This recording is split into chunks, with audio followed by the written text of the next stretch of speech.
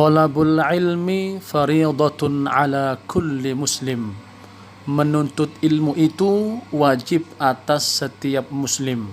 Hadis sahih riwayat Ibnu Majah nomor 224.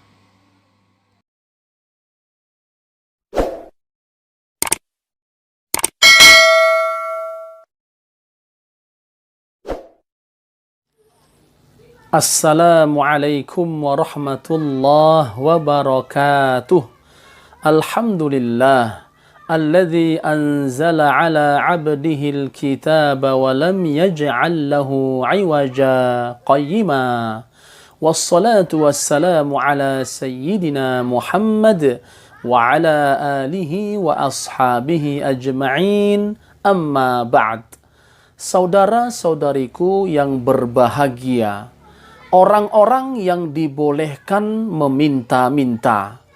Diriwayatkan dari sahabat Qabisah bin Mukhariq al-Hilali radhiyallahu anhu, ia berkata, Rasulullah sallallahu alaihi wasallam bersabda, "Ya Qabisah, innal mas'alata la tahillu illa li ahadi thalathatin, rajulin tahammala hamalatan fahallat lahul mas'alatu hatta yusibaha thumma yumsiku, wa rajulin asabathu jaihatun ijtahat ma lahu fahallat lahul mas'alatu hatta yusiba qiwaman min 'aishin aw qala sidadan min 'aishin, wa rajulin asabathu faqatun hatta yaquma thalathatun min dhawil hija min qaumihi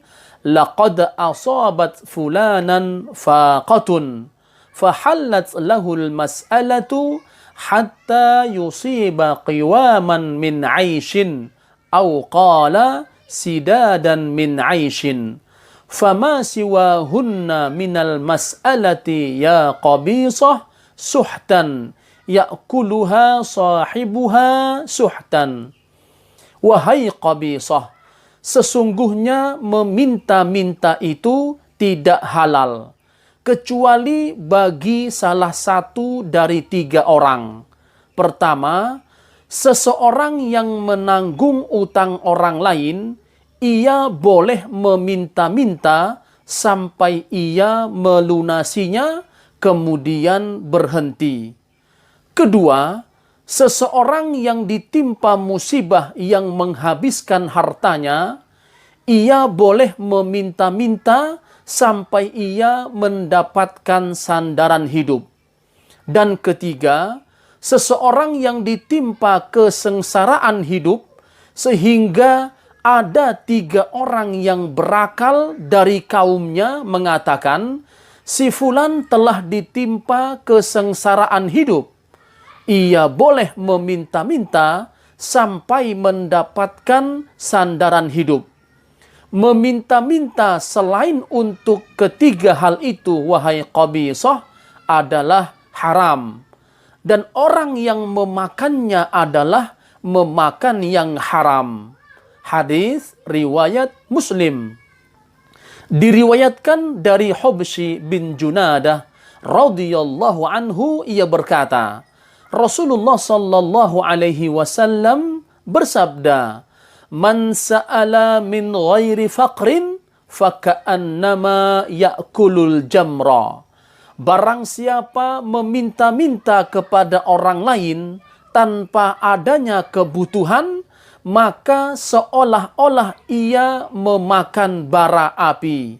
Hadis sahih riwayat Ahmad dan Ibnu Khuzaimah. Diriwayatkan juga dari Samurah bin Jundub radhiyallahu anhu, ia berkata, Rasulullah sallallahu alaihi wasallam bersabda, "Al-mas'alatu kaddun yakuddu bihar rajulu wajhahu illa ayyas'alar rajulu sultanan au fi amrin la budda minhu." Meminta-minta itu merupakan cakaran yang seseorang mencakar wajahnya dengannya, kecuali jika seseorang meminta kepada penguasa atau atas suatu hal atau perkara yang sangat perlu. Hadis sahih riwayat At-Tirmidzi, Abu Daud, dan An-Nasa'i. Bolehnya seseorang meminta kepada penguasa jika dalam kefakiran. Penguasa adalah orang yang memegang baitul mal, harta kaum muslimin. Seseorang yang mengalami kesulitan boleh meminta kepada penguasa, karena penguasalah yang bertanggung jawab atas semuanya. Namun, tidak boleh sering meminta kepada penguasa. Hal ini berdasarkan hadis Hakim bin Hizam radhiyallahu an. Ia berkata, aku pernah meminta kepada Rasulullah sallallahu alaihi wasallam, lantas beliau memberiku. Kemudian aku minta lagi dan Rasulullah sallallahu alaihi wasallam memberiku. Kemudian Rasulullah sallallahu alaihi wasallam bersabda, "Ya Hakim, inna hadzal mala khadiratun hulwatun, faman akhadhahu bisakhawati nafsin burika lahu fihi, wa man akhadhahu bi israfi nafsin lam yubarak lahu fihi, wa kana kalladhi ya'kulu wa la yashba'. Al-yadul ulya khairun minal yadis sufla." Wahai Hakim, sesungguhnya harta itu indah dan manis. Barang siapa mengambilnya dengan berlapang hati, maka akan diberikan berkah padanya. Barang siapa mengambilnya dengan kerakusan atau mengharap-harap harta, maka Allah tidak memberikan berkah kepadanya. Dan perumpamaannya, orang yang meminta dengan mengharap-harap bagaikan orang yang makan, tetapi ia tidak kenyang, karena tidak ada berkah padanya. Tangan yang di atas atau yang memberi lebih baik daripada tangan yang di bawah atau yang meminta.